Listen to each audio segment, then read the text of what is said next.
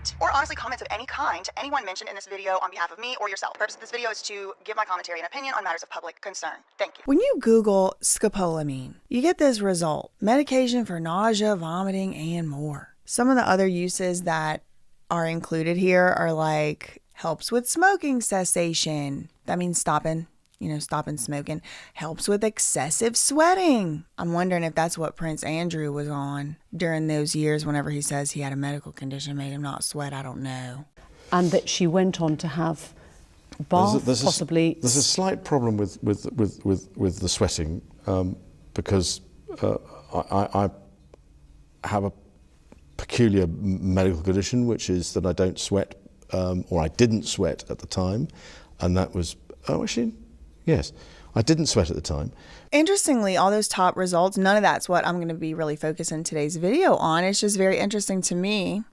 And would it come as a surprise to you to find out that somehow possibly maybe the and more has something to do with the elimination of free will? So this really all kind of started like about 10 years ago. Vice, when it was, good, put out this documentary. One of the eras it was good. I'm sure it goes up and down. But okay, so this documentary was called World's Scariest Drug, and it is pretty scary. I mean, I don't know how you even begin to classify like scariest, least scary. I'm sure there's some we haven't even heard of. But in this documentary, they go around, I don't know, where are they, in South America? Where are they? I don't want to misspeak. We'll put some clips in here. Welcome to Bogota, Colombia. We're here chasing after the most dangerous drug in the world. We'll let them speak for themselves. Don't take my word for it, okay? This is where I'm getting my information from.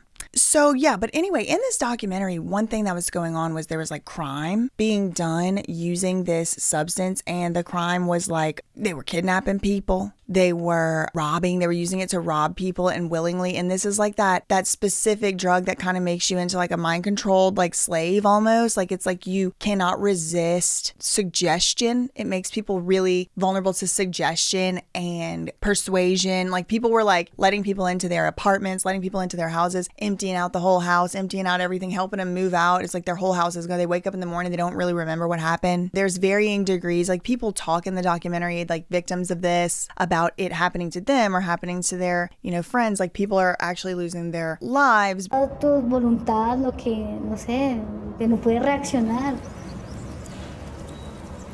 Que no hay la capacidad de decir, oiga, hay algo muy malo en todo esto.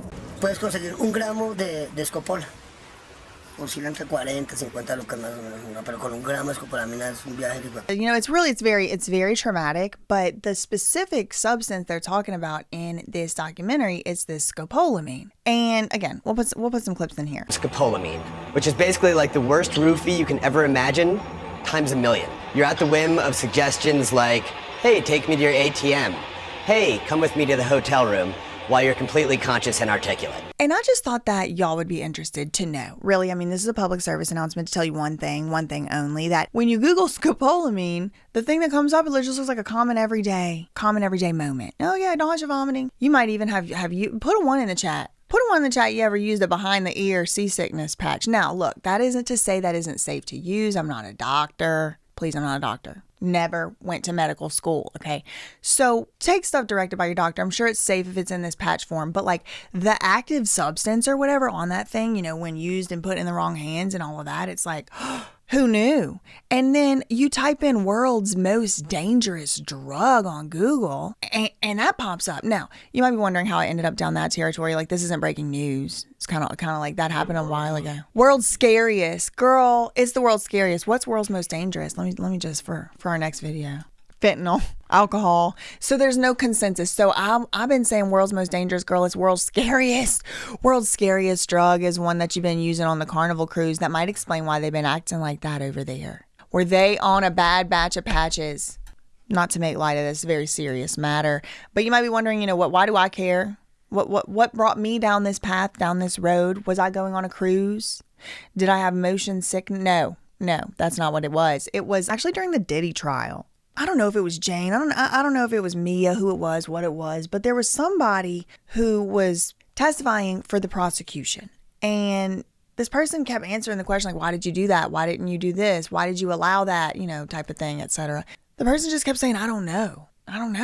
Well, yeah, but whenever, you got there, then you did agree to it, right? Why did you do that? I don't know. And it's like, okay, there's two options here. She's lying. She knows exactly why. Some people might say it was because of money.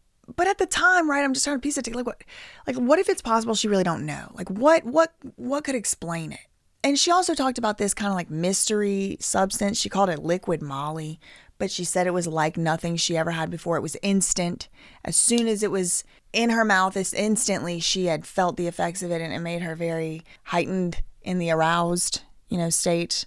But it's like, what's the deal with the baby oil, right? This is back, when I was asking all these questions. And so I'm up one night and I'm Googling. I'm trying to figure out what's the scariest, what could make somebody turn them into I don't know. I'm just doing whatever. I don't even want to do it. It's not fun. I'm not, I don't know why I'm doing it. I don't know. It's like, what could explain something like that? Well, fast forward to today, this is maybe a couple months later, whatever. But Diddy has been found to be not guilty on the King charges. He has been found to be not guilty by jury of his peers on the RICO charges. So not guilty. So I can't speculate as to what Diddy is and isn't doing. All I know is found not guilty on those two. He was found guilty of basically, interstate transportation, somebody to do S work pretty much. But I still do have kind of a remaining question, like how would somebody do this? And I found a couple interesting places that might offer some answers. And we're going to have to save that for the next video, but it involves the web, magic, get the out of here. Oh, what the and zombies. And zombie. See you in the next one. Meantime, facts ain't defamation. Love you, communicate. Bye. Take it back to the hometown. A 225. They'll make 'em like this no more. Take it to the dance floor. Really never heard